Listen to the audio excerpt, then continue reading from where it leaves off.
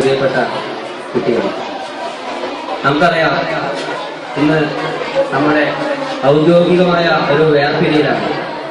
ഈ വർഷം കഴിയുന്നതോടുകൂടി നമ്മൾ പഠിപ്പിക്കുന്ന അധ്യാപകൻ എന്ന നിലയിൽ നിന്നും പഠിപ്പിച്ച അധ്യാപകൻ എന്ന ഒരു ബന്ധത്തിലേക്ക് നമ്മുടെ ബന്ധം മാറുകയാണ്. എന്തായാലും എല്ലാവരും പുറത്തേക്ക് പോകുമ്പോൾ നല്ല നല്ല സ്കൂളിൽ ചേരുക, നല്ല കൂട്ടുകാരെ കൊണ്ട് എടുക്കുക. ഹൈസ്കൂളിലേക്ക് പോകുന്ന സമയത്ത് പ്രധാനമായും എനിക്ക് പറയാനുള്ളത്, ഇപ്പൊ നമ്മൾ പത്രങ്ങളിലൊക്കെ പ്രധാനമായും നമ്മൾ കാണുന്ന ഒരു കാര്യമാണ് കൊലപാതകം, പീഡനം, അതുപോലെ മയക്കുമരുന്ന്, അങ്ങനെയുള്ള പല പ്രശ്നങ്ങളും. ഇതൊക്കെ എങ്ങനെയാണ് ഉണ്ടാവുന്നത്?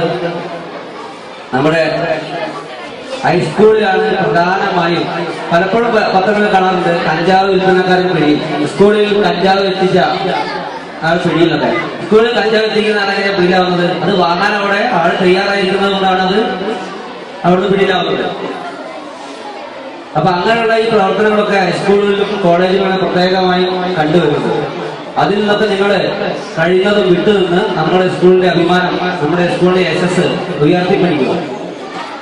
പിന്നെ ഇവിടെ എനിക്ക് പറയാനുള്ളത്, പ്രധാനമായും ഒരു കുട്ടിയെ മാത്രം ഒന്നും എന്റെ മനസ്സിലില്ല. നിങ്ങളെല്ലാവരും ഒരേപോലെ കഴിവുള്ള ആളുകളാണ്. പഠിത്തത്തിന്റെ കാര്യത്തിൽ മാത്രമല്ല, ബാക്കി എല്ലാ കാര്യത്തിലും.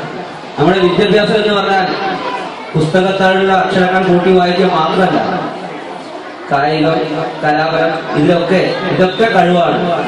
പഠിത്തത്തിൽ കുറച്ച് മോശമായ ആളുകൾ വേറെ ഒരു സ്ഥലത്ത് നല്ല കഴിവ് പ്രകടിപ്പിക്കും. അപ്പൊ വിദ്യാഭ്യാസം എന്ന് പറഞ്ഞാൽ അതാണ്. മനുഷ്യൻ എന്ന് പറഞ്ഞ ഒരു സാമൂഹ്യ ജീവിയാണ്. സമൂഹവുമായി ബന്ധപ്പെട്ട് ജീവിക്കുന്ന ആളാണ് മനുഷ്യൻ. അപ്പൊ സമൂഹവുമായി ബന്ധപ്പെടാൻ എന്ത് വേണം? നല്ല സംസ്കാരമാണ്. ആ സംസ്കാരം ഉണ്ടാക്കിയെടുക്കലാണ് ഓരോ സ്കൂളുകളും ചെയ്യുന്നത്. അപ്പൊ എല്ലാവരും നന്നായി പഠിക്കുവാൻ വേണ്ടി ആഗ്രഹിക്കുക, അറിവ് നേടാനുള്ള ആഗ്രഹം മനസ്സിൽ സൂക്ഷിക്കുക. ജയ് ഹിന്ദ്.